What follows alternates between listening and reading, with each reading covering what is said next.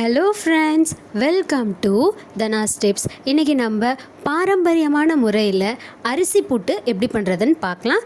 இந்த புட்டுக்கு பார்த்திங்கன்னா நம்மளே மாவு அரைச்சி நம்மளே புட்டு தயார் பண்ண போகிறோம், அதுவும் பாரம்பரியமான முறையில். இந்த புட்டு செய்கிறதுக்கு என்னென்ன பொருட்கள் தேவைன்னு பார்த்தலாம். பச்சரிசி 1/2 கிலோ, தேங்காய் 1, வெல்லம் 1/4 கிலோ, கடலைப்பருப்பு 50 கிராம், ஏலக்காய் 4, நெய்.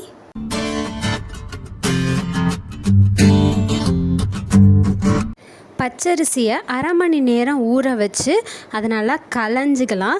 அரிசியை நல்லா களைஞ்சி முடித்ததுக்கப்புறமா ஒரு அழுத்தமான கிளாத் எடுத்து ஃபேனுக்கு கீழே நல்லா அரிசியை பரப்பி விட்டு காய வச்சு எடுத்துக்கலாம்.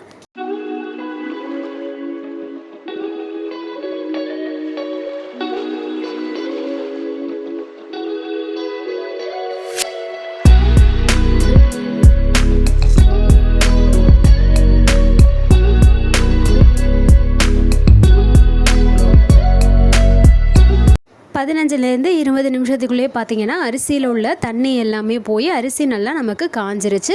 இதை அப்படியே மிக்ஸி ஜாரில் சேர்த்து பவுடர் மாதிரி அரைச்சி எடுத்துக்கலாம். அடியில் ஒரு நியூஸ் பேப்பர் வச்சுட்டு நம்ம அரைச்சி எடுத்த மாவை சலித்து எடுத்துக்கலாம்.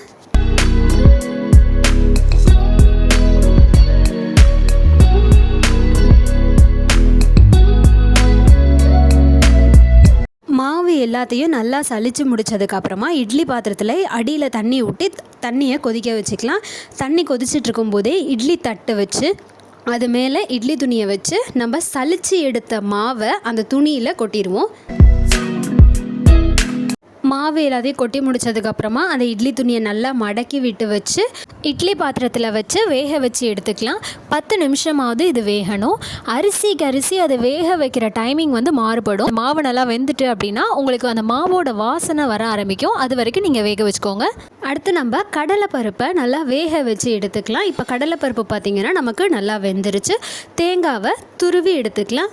அதே போல் ஏலக்காயை பொடிச்சு எடுத்துக்கலாம். வெல்லத்தை நல்லா பொடிச்சிட்டு ஒரு பாத்திரத்தில் 1/2 டம்ளர் தண்ணி விட்டு நம்ம பொடிச்சு வச்ச வெல்லத்தை சேர்த்து பாகா காய்ச்சி எடுத்துக்கலாம்.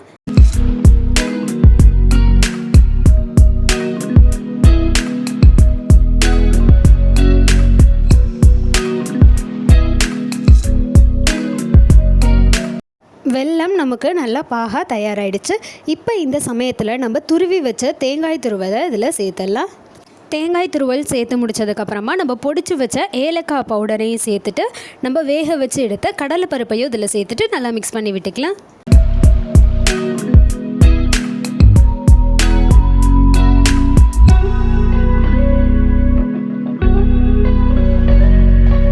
எல்லாத்தையும் சேர்த்து மிக்ஸ் பண்ணி விட்டு முடித்ததுக்கப்புறமா இதில் கொஞ்சமாக நம்ம உப்பு சேர்த்துட்டு மிக்ஸ் பண்ணி விட்டுக்கலாம்.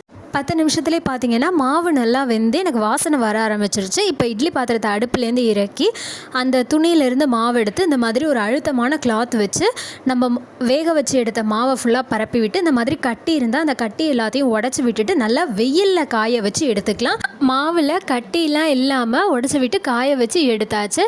நம்ம எடுத்த மாவை அடுத்து நம்ம திரும்பவும் சலித்து எடுக்க போகிறோம்.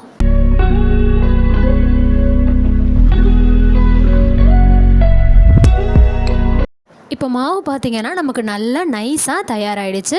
இந்த மாவை நம்ம டப்பாவில் போட்டு ஸ்டோர் பண்ணி வச்சுட்டா போதும். 1 வருஷம் வரைக்கும் இந்த மாவு நமக்கு கெட்டு போகாது. இந்த மாவை வச்சு நம்ம எப்போ வேணாலும் புட்டு செய்யலாம், இடியாப்பம் எல்லாமே செய்யலாம். நம்ம ரெடி பண்ண மாவுலேருந்து வெறும் 1 டம்ளர் மாவு எடுத்து அதில் தான் நம்ம புட்டு செய்ய போகிறோம். இப்போ நான் அதில் 1 கப் மாவு எடுத்துக்கிறேன். இப்போ இந்த மாவில் கொஞ்சமாக உப்பு சேர்த்துக்கலாம். உப்பு சேர்த்து முடித்ததுக்கப்புறம் லைட்டாக இதில் தண்ணி தெளிச்சுட்டு மிக்ஸ் பண்ணி விட்டுக்கலாம். ரொம்ப தண்ணி சேர்த்துடக்கூடாது. இதில் தண்ணி அதிகமாகிடுச்சுன்னா மாவு குழ குழன்னு ஆகிடும்.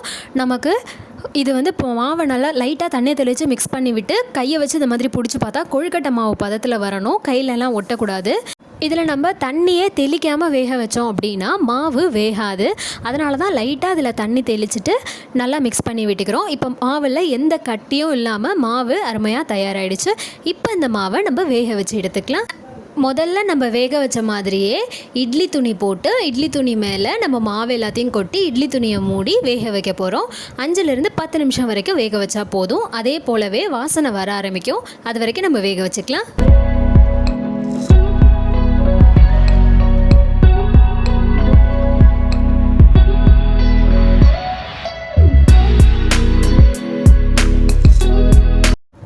நிமிஷத்தில் பார்த்திங்கன்னா நமக்கு மாவு நல்லா வெந்துடும். இப்போ அதை நம்ம அடுப்பிலேருந்து இறக்கி மாவை நல்லா பரப்பி விட்டு ஆற வச்சு எடுத்துக்கலாம். இந்த மாவை திரும்பவும் சலிக்கணும்லாம் அவசியம் கிடையாது. ஆனால் மாவில் நம்ம வேக வைக்கும் போது கட்டி கட்டியாக வந்துடும். அந்த கட்டி எதுவும் இல்லாமல் நல்லா உதிர்த்து விட்டு எடுத்துக்கலாம். இது நல்லா ஆறி முடித்ததுக்கப்புறமா நம்ம புட்டு செய்யலாம்.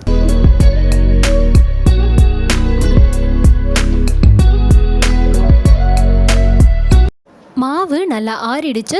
அதே சமயத்தில் மாவில் எந்த கட்டியும் இல்லை. இப்போ மாவு நமக்கு உதிரி உதிரியாக தயாராகிடுச்சு. இப்போ அந்த மாவை ஒரு பெரிய பவுலில் மாற்றிட்டு அதில் நம்ம ரெடி பண்ணி வச்ச வெள்ளைப்பாகு, ஏலக்காய் பொடி, கடலை பருப்பை வேக வச்சுருந்தோம், அது தேங்காய் துருவல் எல்லாத்தையும் சேர்த்து ஆல்ரெடி நம்ம பூரணம் மாதிரி ரெடி பண்ணி வச்சுருந்தோம். இப்போ அதையும் அதில் சேர்த்துட்டு நல்லா மிக்ஸ் பண்ணி விட்டுக்கலாம்.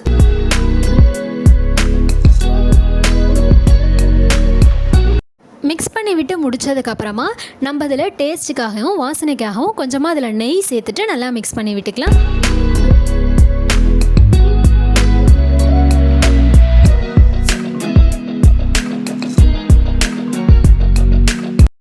ரொம்ப ரொம்ப ட்ரெடிஷ்னலான மெத்தடில் ரொம்ப டேஸ்டியாக ஹெல்த்தியான புட்டு ரெசிபி தயாராகிடுச்சு. ட்ரை பண்ணிவிட்டு எப்படி இருக்குன்னு கமெண்ட் பண்ணுங்கள். சேனலுக்கு சப்ஸ்கிரைப் பண்ணுங்கள். மறக்காமல் பக்கத்தில் இருக்க பெல் ஐக்கானை கிளிக் பண்ணிக்கோங்க. தேங்க்யூ.